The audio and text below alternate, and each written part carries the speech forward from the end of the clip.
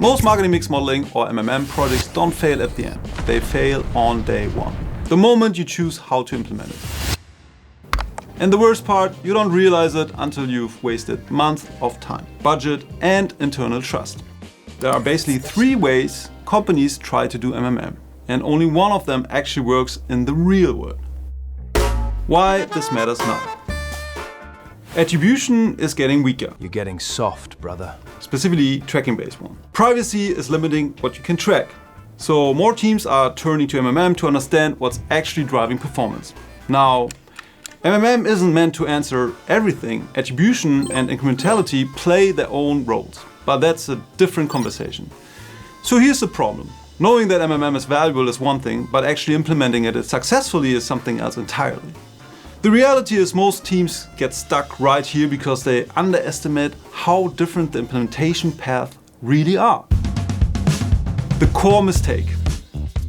The biggest mistake, people think MMM is just MMM. Like it doesn't matter how you implement it.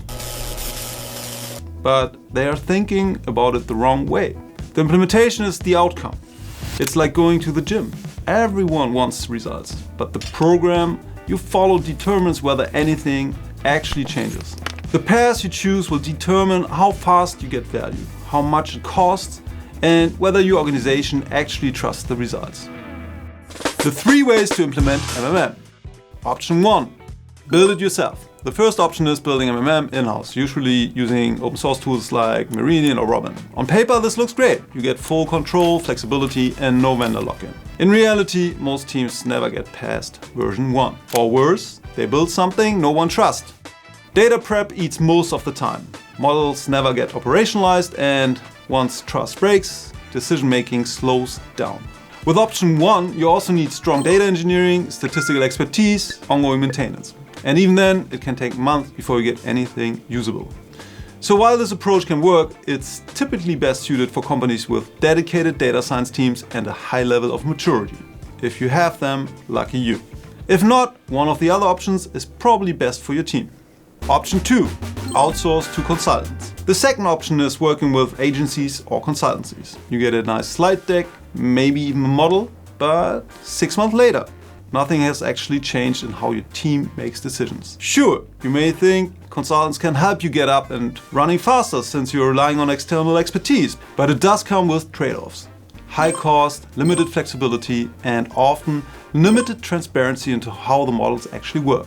In many cases, teams end up with results, but not with real ownership or understanding, and that can make it difficult to operationalize MMM in the long run.